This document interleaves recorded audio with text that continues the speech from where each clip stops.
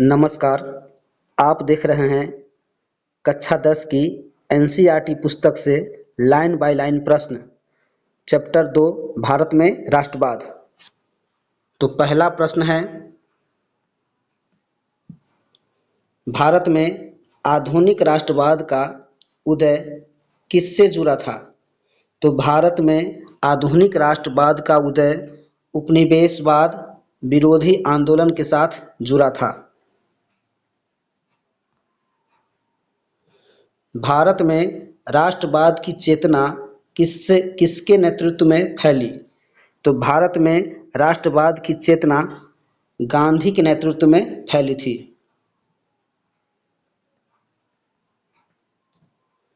राष्ट्रीय आंदोलन को संगठित करने में प्रमुख भूमिका किसकी थी?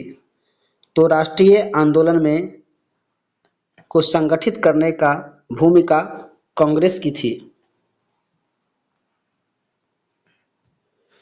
राष्ट्रीय आंदोलन के दौरान सड़कों पर जुलूस आम बात किस वर्ष थे? तो 1919। 1919 के बाद राष्ट्रीय आंदोलन में क्या परिवर्तन देखा गया? तो नए इलाकों और समूहों की भागीदारी बढ़ी।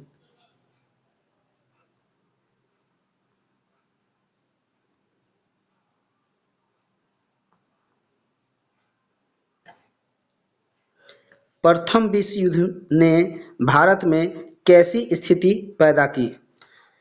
तो प्रथम विश्व युद्ध ने भारत में नई आर्थिक और राजनीतिक स्थिति पैदा की। युद्ध के कारण सरकार ने क्या किया? तो युद्ध के कारण सरकार ने करों में वृद्धि कर दी। युद्ध के खर्च की भरपाई के लिए क्या कदम उठाया गया? तो युद्ध ऋण लिया गया। प्रथम विश्व युद्ध के दौरान कौन सा नया कर लागू किया गया? तो आयकर को लागू किया गया। 1913 से 1918 के बीच कीमतों में क्या परिवर्तन हुआ? तो 1913 से 1918 के बीच कीमतों में दुगुना परिवर्तन हुआ था।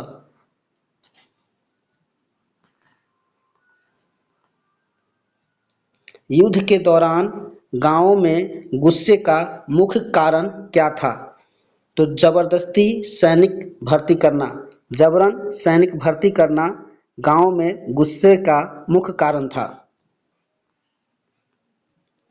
1918-19 और 1920-21 में 1920-21 के दौरान देश में क्या हुआ? तो फसल खराबी और अकाल पड़ा था। युद्ध के समय कौन सी महामारी फैली थी? तो प्लेग की महामारी फैली थी। 1921 की जनगणना के अनुसार दुर्भिक्ष और महामारी से कितने लोग मारे गए? तो 1921 की जनगणना के अनुसार 120 से 130 लाख लोग मारे गए। महात्मा गांधी भारत कब लौटे? तो जनवरी 1915 में महात्मा गांधी दक्षिण अफ्रीका से भारत लौटे थे।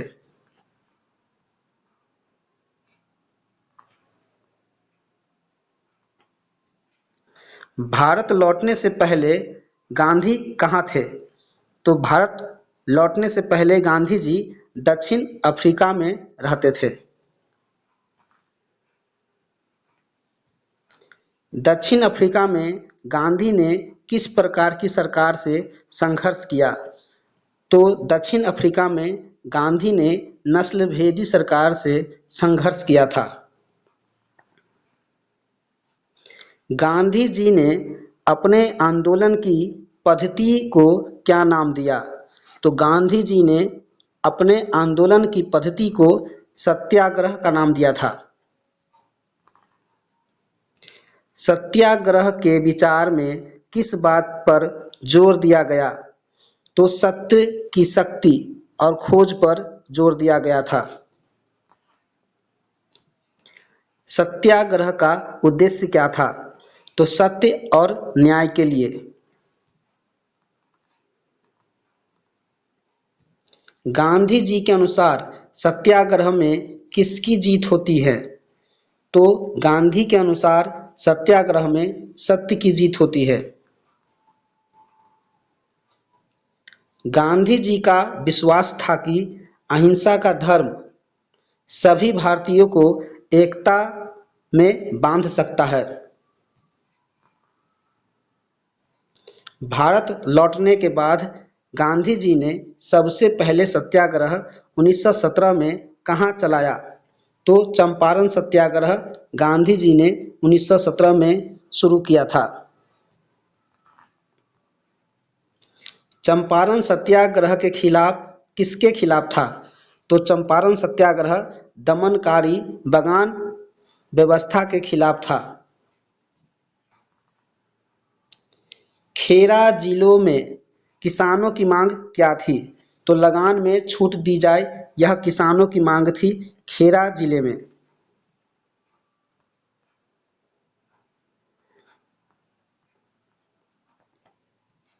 खेरा सत्याग्रह कब हुआ था?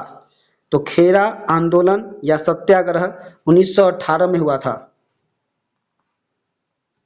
अहमदाबाद में गांधी जी ने किसके बीच सत्याग्रह चलाया? तो मजदूरों के बीच सत्याग्रह चलाया था। अहमदाबाद का सत्याग्रह किससे संबंधित था? तो सूती कपड़ा मिल मजदूरों से संबंधित था अहमदाबाद आंदोलन। दक्षिण अफ्रीका में गांधी जी द्वारा चलाए गए सत्याग्रह का मुख्य उद्देश्य था अश्वेतों के अधिकारों की रक्षा करना। गांधी जी 6 नवंबर 1913 को दक्षिण अफ्रीका में मजदूरों का नेतृत्व कहाँ कर रहे थे? तो न्यू कैसल से ट्रांसवाल की ओर गांधी जी ने 6 नवंबर 1913 को दक्षिण अफ्रीका में मजदूरों के साथ नेतृत्व कर रहे थे।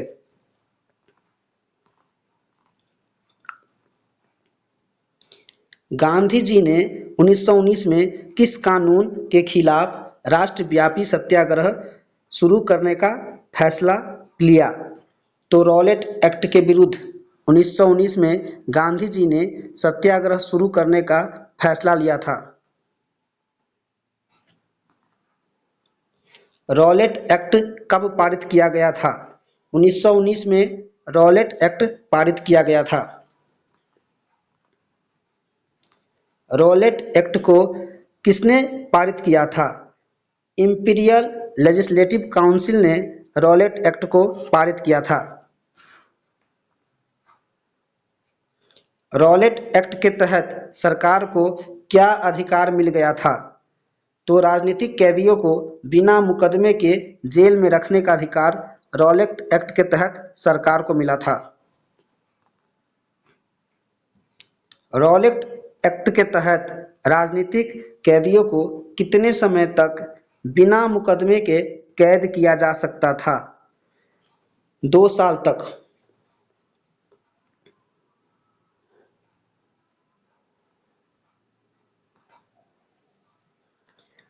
रॉलेट सत्याग्रह की शुरुआत कब की गई? 6 अप्रैल 1919 को। अमृतसर में अंग्रेजों ने क्या कदम उठाया? स्थानीय नेताओं को हिरासत में लिया। गांधी जी के प्रवेश पर किस शहर में रोक लगा दी गई थी? दिल्ली में। 10 अप्रैल 1919 को पुलिस ने क्या किया? तो शांतिपूर्ण जुलूस पर गोलियां चला दी। गोलीकांड के बाद किसने अमृतसर की कमान संभाली? General Dyer.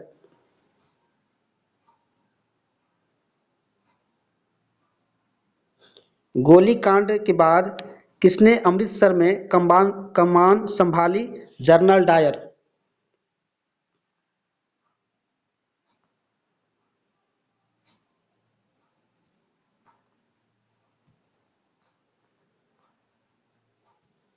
गोलीकांड के बाद अमृतसर में कौन सा कानून लागू किया गया? Martial law. जलियांवाला बाग हत्याकांड कब हुआ? 13 अप्रैल 1919 को। जलियांवाला बाग हत्याकांड किस शहर में हुआ? अमृतसर, पंजाब में।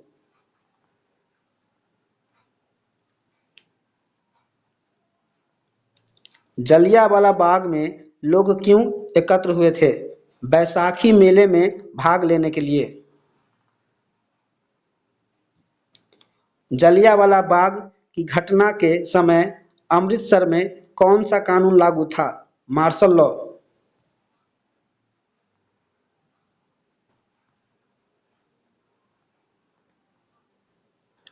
जलियांवाला बाग हत्याकांड के लिए जिम्मेदार कौन था? General Dyer. जनरल डायर ने क्या किया? मैदान के सभी रास्ते बंद करवाए और गोलियां चलवा दी।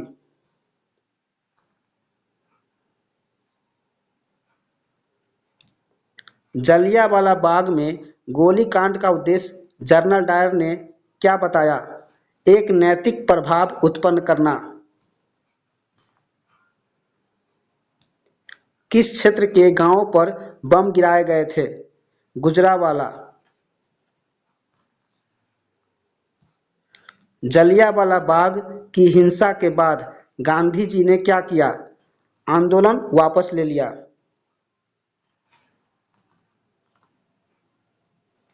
रॉलेट सत्याग्रह मुख्य रूप से कहां तक सीमित रहा? शहरों और कस्बों तक। गांधी जी पूरे भारत में व्यापक आंदोलन चलाना क्यों चाहते थे? जनाधार बढ़ाने के लिए। गांधी जी के अनुसार हिंदू मुस्लिम एकता के लिए कौन सा मुद्दा सहायक हो सकता था? खिलाफत आंदोलन।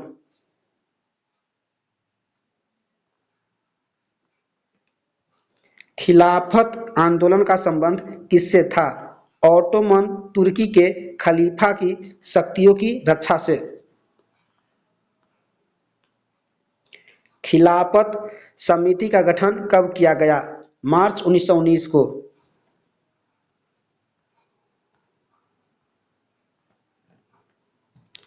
खिलाफत समिति का गठन कहाँ हुआ? बंबई में। खिलाफत आंदोलन के प्रमुख नेता कौन थे? अली बंधु, मोहम्मद अली और शौकत अली। खिलाफत आंदोलन के समर्थन में गांधी जी ने किस प्रकार का आंदोलन प्रस्तावित किया? असहयोग आंदोलन। कांग्रेस का कौन सा अधिवेशन सितंबर 1920 में हुआ था जिसमें असहयोग आंदोलन का प्रस्ताव पारित हुआ? कलकत्ता अधिवेशन में। गांधी जी की प्रसिद्ध पुस्तक हिंद स्वराज कब प्रकाशित हुई थी? तो हिंद स्वराज 1909 में प्रकाशित हुई थी।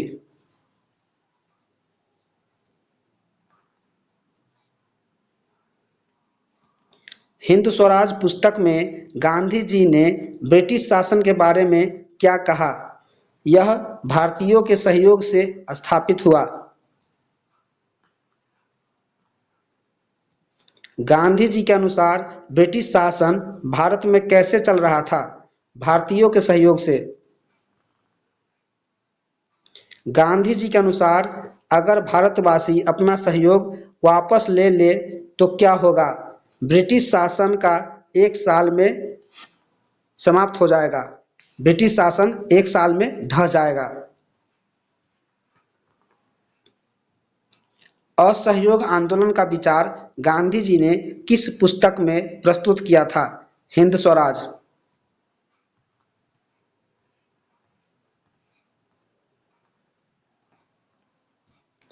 असहयोग आंदोलन का पहला चरण क्या था? सरकार द्वारा दी गई पदवियां वापस लौटाना।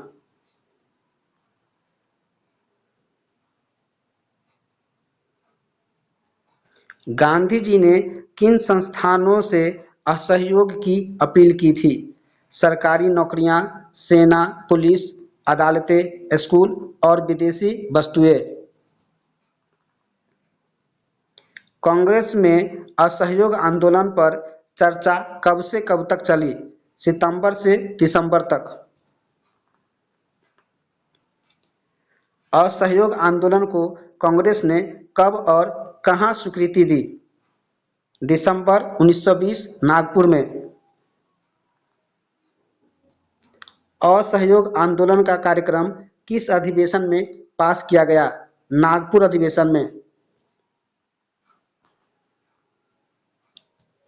बहिष्कार शब्द का अर्थ क्या है? संपर्क या सहयोग से इनकार करना। विदेशी कपड़ों का बहिष्कार किसका प्रतीक माना गया था? पश्चिमी आर्थिक और सांस्कृतिक प्रभुत्व का। असहयोग खिलाफत आंदोलन की शुरुआत कब हुई थी? जनवरी 1921 में। असहयोग आंदोलन में किन किन सामाजिक समूहों ने हिस्सा लिया? विभिन्न सामाजिक समूहों ने हिस्सा लिया था। शहरी क्षेत्रों में असहयोग आंदोलन की शुरुआत किस वर्ष की? तो शहरी क्षेत्र में असहयोग आंदोलन की शुरुआत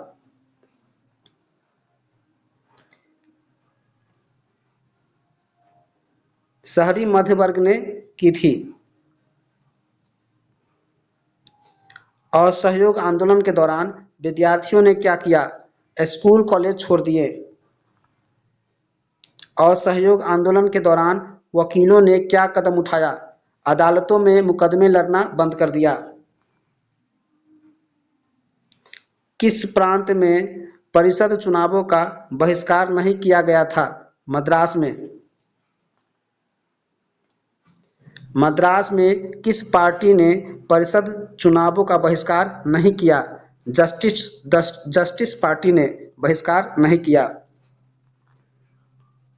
असहयोग आंदोलन के दौरान कौन सी दुकानें पैकेटिंग का निशाना बना?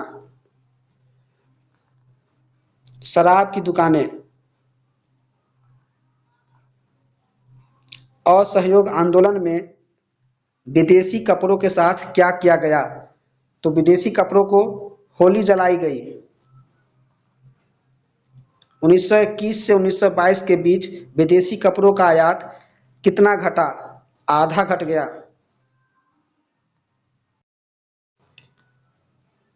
विदेशी कपड़ों के आयात की कीमत 102 करोड़ से घटकर कितनी रह गई?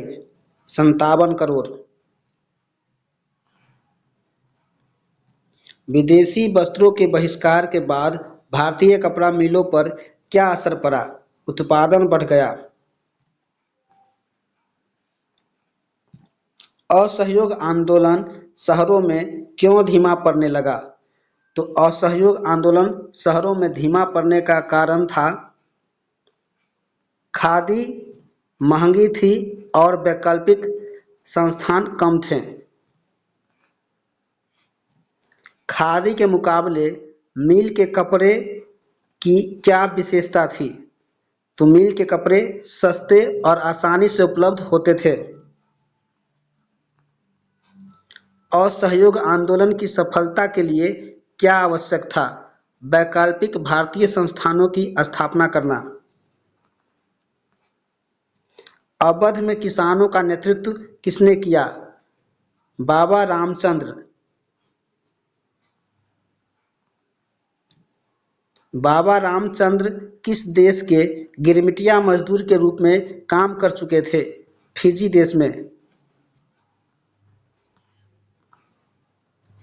अवध में किसानों का आंदोलन किनके खिलाफ था? तालुकदार और जमींदारों के खिलाफ। नाई धोबी बंद का निर्णय किसने लिया था? किसान पंचायत ने। जून 1920 में किसने अवध के गांवों का दौरा किया था? जवाहरलाल नेहरू। अवध किसान सभा का गठन कब हुआ था? अक्टूबर 1920 को। अवध किसान सभा के गठन 1 महीने के भीतर कितनी शाखाएं बन चुकी थी? 300 से अधिक।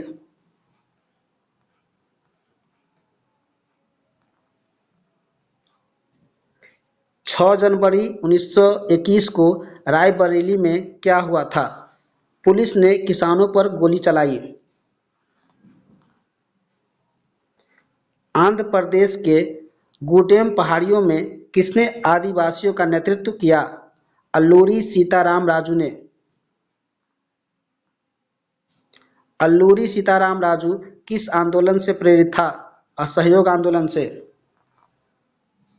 गूडेम विद्रोहियों ने किस तरह की रणनीति अपनाई? गुरिल्ला युद्ध। अल्लूरी सीताराम राजू को कब फांसी दे दी गई? तो अल्लूरी सीताराम को 1924 में फांसी दे दी गई। बारदौली सत्याग्रह का नेतृत्व किसने किया? सरदार वल्लभ भाई पटेल ने। बारदौली आंदोलन किसके विरोध में था? भू राजस्व में वृद्धि के लिए। गिरमिटिया मजदूर शब्द का प्रयोग किसके लिए किया जाता था? अनुबंधित मजदूरों के लिए। बेगार शब्द का क्या अर्थ है? बिना मजदूरी के काम कराना। असम के बागानों में काम करने वाले मजदूरों को किस कानून के तहत रोका गया था? इनलैंड इमिग्रेशन एक्ट 1859 के अनुसार।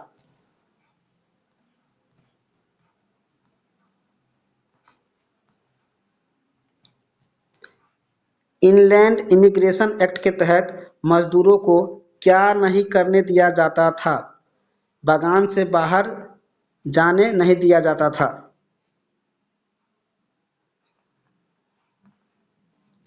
मजदूरों को क्यों लगा कि अब गांधी राज आने वाला है?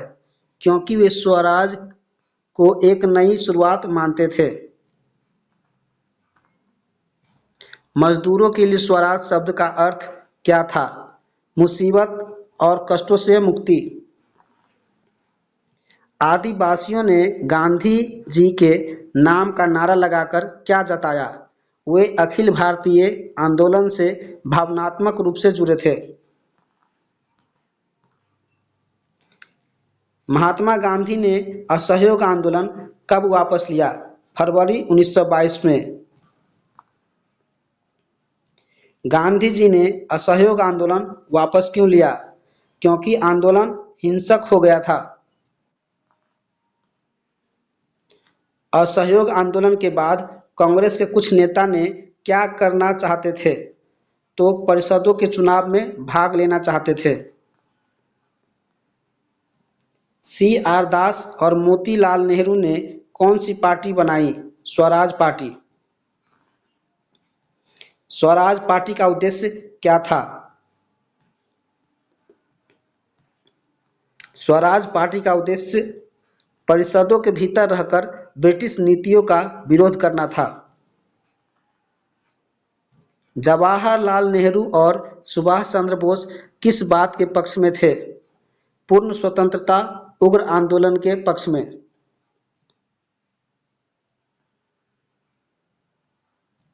1926 के बाद कौन सी समस्या ने भारतीय ग्रामीण इलाकों को प्रभावित किया?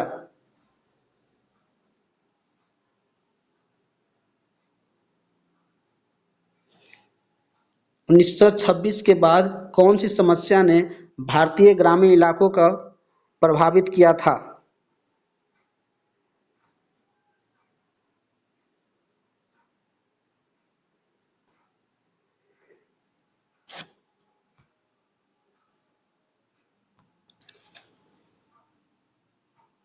1926 के बाद कौन सी समस्या ने भारतीय ग्रामीण इलाकों को प्रभावित किया था? तो विश्वव्यापी आर्थिक मंदी ने 1926 के बाद की समस्या भारतीय ग्रामीण इलाकों को प्रभावित किया था। विश्व मंदी का सबसे अधिक असर किस पर पड़ा? किसानों पर। सर जॉन साइमन किस आयोग के प्रमुख थे? Simon commission. Simon commission Bharat कब आया? 1928 को। साइमन कमीशन में कितने भारतीय सदस्य थे? कोई भी नहीं। साइमन कमीशन में एक भी सदस्य भारतीय नहीं थे। साइमन कमीशन का भारत में स्वागत कैसे किया गया? साइमन गो बैक के नारे लगाए गए।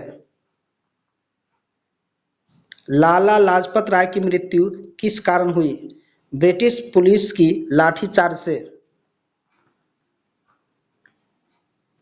साइमन कमीशन के विरोध के बाद लॉर्ड इरविन ने क्या घोषणा की? तो साइमन कमीशन के विरोध के बाद लॉर्ड इरविन ने डोमिनियन एस्टेट्स देने की घोषणा की।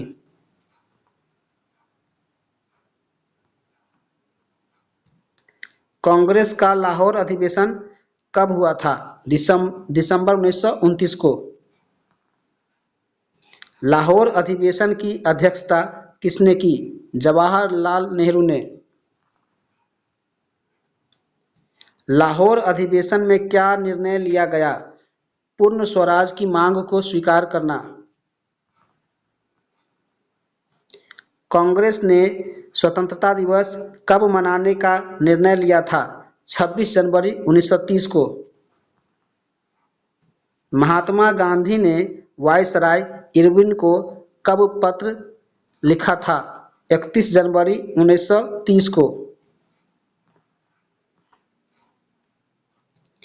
गांधी जी के पत्र में कुल कितनी मांगे थी? 11।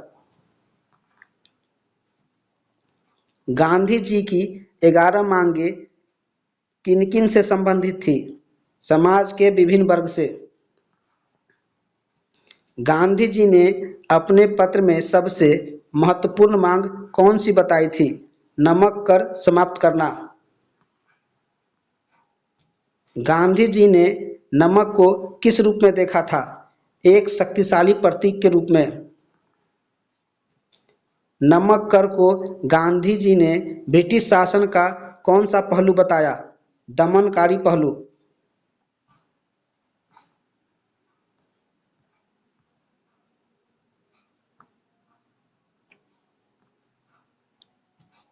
गांधी जी ने पत्र में वायसराय को कितनी तारीख तक का समय दिया? 11 मार्च तक। गांधी जी ने 11 मार्च तक मांगे न माने जाने पर क्या करने की चेतावनी दी? सविनय अवज्ञा आंदोलन करने की चेतावनी दी।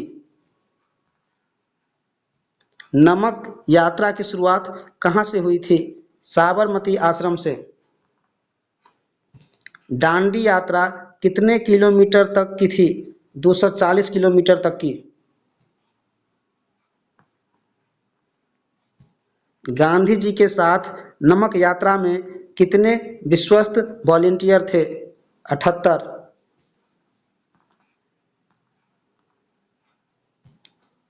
गांधी जी की दांडी यात्रा कुल कितने दिनों तक चली? 24 दिन।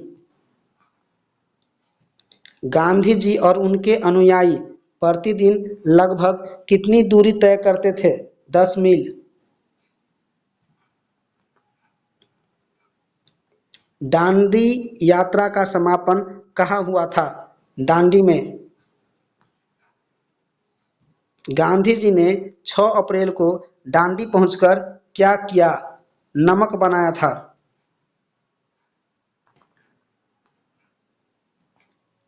नमक सत्याग्रह का मुख्य उद्देश्य क्या था? ब्रिटिश शासन की आर्थिक नीतियों का विरोध करना। सविनय अवज्ञा आंदोलन में शराब की दुकानों के साथ क्या हुआ? पिकेटिंग की गई थी।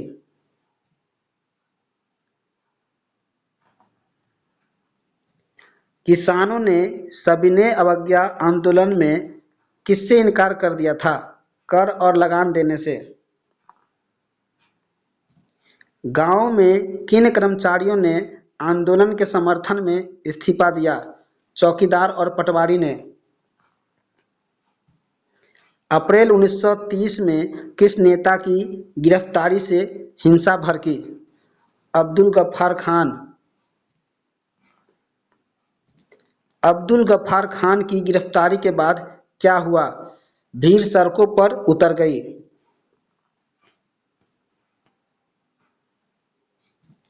महात्मा गांधी को कब गिरफ्तार किया गया? अप्रैल 1930 के एक महीने बाद।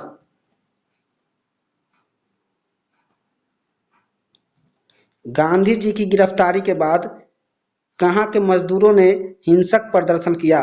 सोलापुर के मजदूर ने। सोलापुर के मजदूरों ने किन स्थलों पर हमले किए? पुलिस चौकियों और नगरपालिका भवनों पर हमले किए थे। सविनय अवज्ञा आंदोलन के दौरान कितने लोगों को गिरफ्तार किया गया? लगभग 1 लाख लोग को। गांधी जी ने किसके साथ समझौते पर हस्ताक्षर किया? लॉर्ड इरविन के साथ। गांधी इरविन समझौता कब हुआ था? 5 मार्च 1931 को।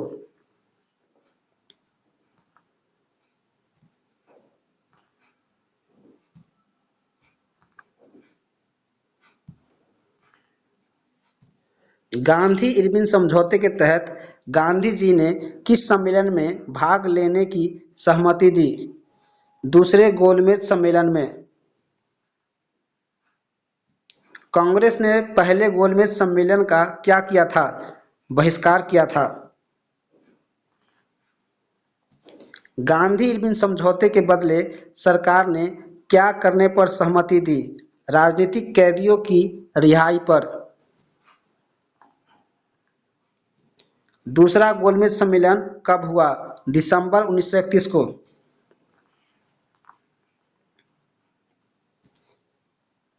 दूसरा गोलमेज सम्मेलन कहाँ आयोजित किया गया था? लंदन में। लंदन में हुई वार्ता का क्या परिणाम रहा? वार्ता बीच में ही टूट गई।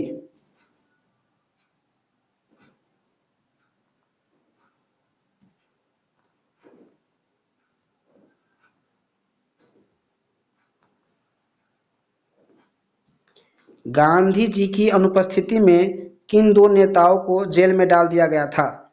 जवाहरलाल नेहरू, अब्दुल गफ्फार खान को। गांधी जी की वापसी के बाद सरकार ने कांग्रेस के साथ क्या किया? तो गांधी जी की वापसी के बाद सरकार ने कांग्रेस को गैर कानूनी घोषित कर दिया था। सविनय अवज्ञा आंदोलन का दूसरा चरण कितने समय तक चला? तो सविनय अवज्ञा आंदोलन का जो समय था वह 2 वर्षों तक चला था। सविनय अवज्ञा आंदोलन की गति कब मंद पड़ गई? 1934 को। सविनय अवज्ञा आंदोलन में गांव के संपन्न किसानों में कौन से समुदाय सक्रिय थे? पाटीदार और जाट।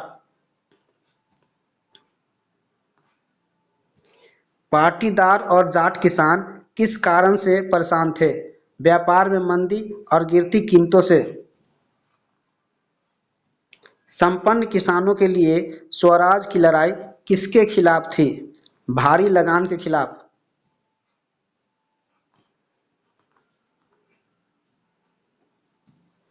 भारा विद्रोह आंदोलन का नेतृत्व प्रायः किसके हाथों में था? समाजवादियों और कम्युनिस्टों के हाथ में। कांग्रेस ने भारा विरोधी आंदोलन का समर्थन क्यों नहीं करना चाहती थी? क्योंकि अमीर किसानों और जमींदारों की नाराजगी के भय से। भारतीय औद्योगिक एवं व्यावसायिक कांग्रेस की स्थापना कब हुई? 1920 में। भारतीय वाणिज्य एवं उद्योग परिसंघ की स्थापना कब हुई?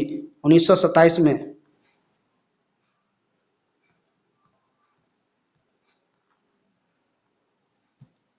भारतीय उद्योग जगत के प्रमुख नेता कौन थे? पुरुषोत्तम दास, ठाकुर दास और जी डी बिरला। औद्योगिक श्रमिक वर्ग ने सविनय अवज्ञा आंदोलन में सबसे अधिक भाग कहाँ लिया? बम्बई में। 1930 में किस वर्ग के कामगारों ने हड़ताल की? रेलवे कामगारों ने हड़ताल की। 1932 में किस वर्ग के कामगारों ने हड़ताल की? तो गोदी या डाक यार्ड कामगारों ने।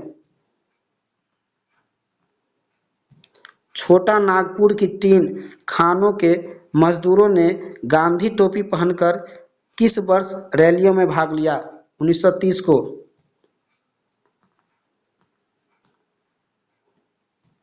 सिविल ना नाफरमानी या सविनय अवज्ञा आंदोलन में किस वर्ग की बड़ी भागीदारी रही?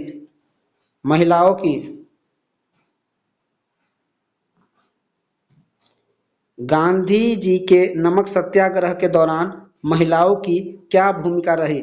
बड़ी संख्या में महिलाएं बाहर आई और उनकी बातें सुनी। महिलाओं ने आंदोलन में कौन सी गतिविधियां की? नमक बनाया, विदेशी कपड़ों और शराब की दुकानें की, पिकेटिंग की और जुलूसों में हिस्सा लिया। सभी। शहरी इलाकों में किस वर्ग की महिलाएं आंदोलन में सक्रिय थी? ऊंची जातियों की महिलाएं आंदोलन में सक्रिय थी। ग्रामीण इलाकों में आंदोलन में भाग लेने वाली महिलाएं प्रायः किस वर्ग से थी? तो आंदोलन में भाग लेने वाली महिलाएं संपन्न किसान परिवारों की थी। गांधी जी के आह्वान के बाद औरतों को राष्ट्र सेवा कैसी लगी? अपना पवित्र दायित्व।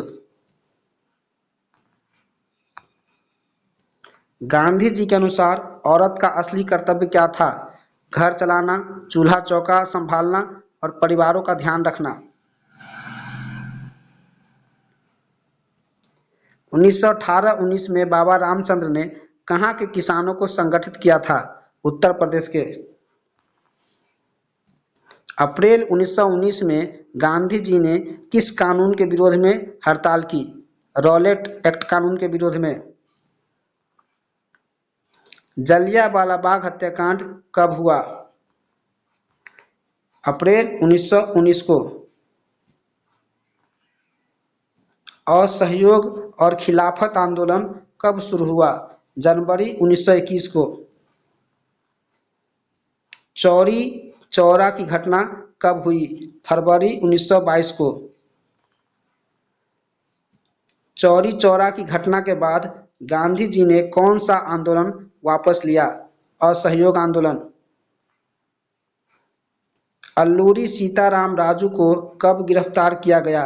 मई 1924 को।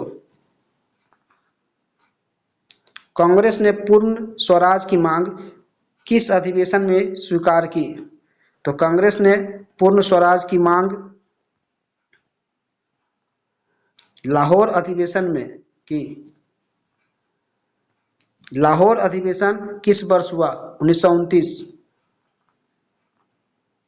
डॉक्टर भीमराव अंबेडकर ने दलित वर्ग एसोसिएशन की स्थापना कब की? 1930 को। गांधी जी ने नमक सत्याग्रह या डांडी मार्च कब शुरू किया? मार्च 1930 को। गांधी जी ने सविनय अवज्ञा आंदोलन कब वापस लिया? मार्च 1931 को।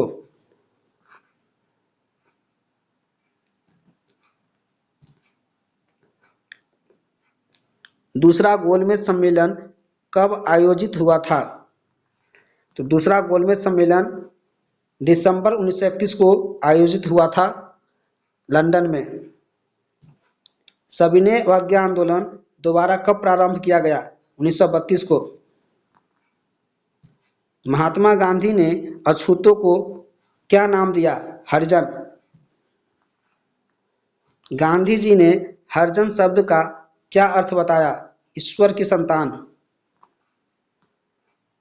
गांधी जी ने अस्पृश्यता मिटाने के लिए कौन सी गतिविधियां स्वयं की खुद शौचालय साफ करना।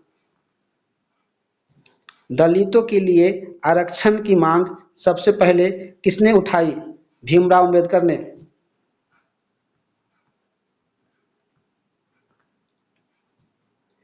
डॉक्टर अंबेडकर ने दलित वर्ग एसोसिएशन की स्थापना कब की? 1930 को।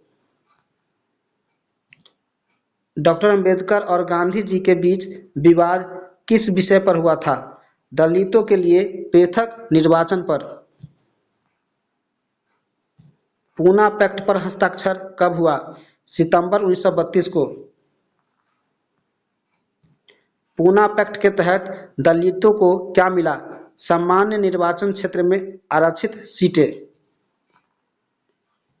पूना पैक्ट के बाद दलित वर्गों को किस नाम से जाने जाना लगा? अनुसूचित जाति के रूप में जाने जाना लगा।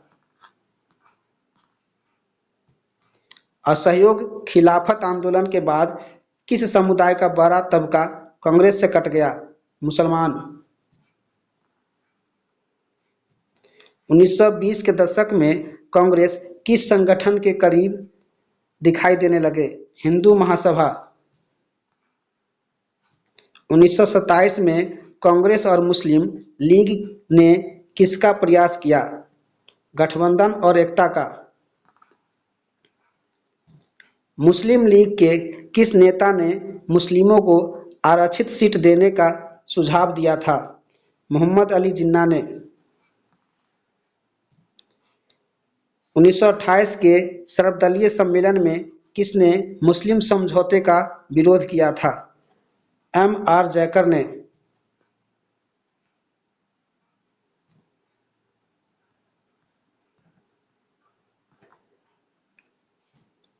1928 के सर्वदलीय सम्मेलन में M.R. जयकर किस संगठन से जुड़े थे? हिंदू महासभा से। भारत माता की छवि के निर्माण का श्रेय किसे दिया जाता है? बंकिम चंद्र चटर्जी या बंकिम चंद्र चट्टोपाध्याय को? बंकिम चंद्र चट्टोपाध्याय ने वंदे मातरम गीत कब लिखा? 1870 के दशक में। वंदे मातरम गीत को किस उपन्यास में शामिल किया गया था? आनंद मठ। और आनंद मठ उपन्यास जो है सन्यासी विद्रोह पर आधारित था। भारत माता की पहली प्रसिद्ध पेंटिंग किसने बनाई? अवनींद्र नाथ ने भारत माता की पहली प्रसिद्ध पेंटिंग बनाई थी। अवनींद्र नाथ टैगोर की भारत माता की छवि में भारत माता को कैसे दर्शाया गया? एक सन्यासिनी के रूप में। भारत माता की छवि में कौन से गुण प्रमुख रूप से दर्शाया गया? गंभीरता, शांति और अध्यात्म। भारत माता की छवि राष्ट्रवाद में किसका प्रतीक बन गई? श्रद्धा और आस्था का। लोक कथाओं को कौन राष्ट्रीय साहित्य मानते थे? Abanindra Nath Tagore. The folklores of the southern India नामक ग्रंथ लेखक कौन है? नेत्सा शास्त्री।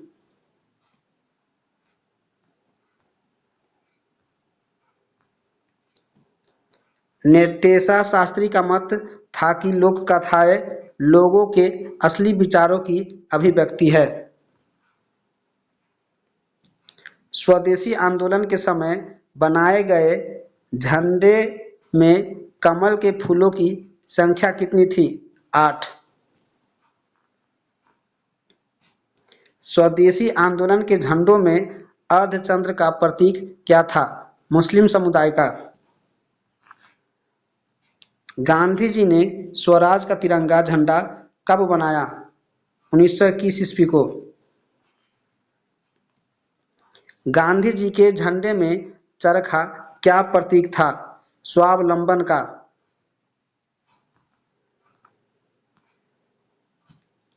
जुलूसों में तिरंगा झंडा लहराना क्या दर्शाता था? शासन के प्रति अवज्ञा।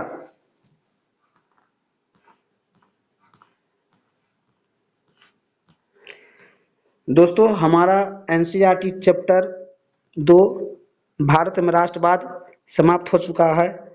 अगले अध्याय में कल मिलते हैं। धन्यवाद।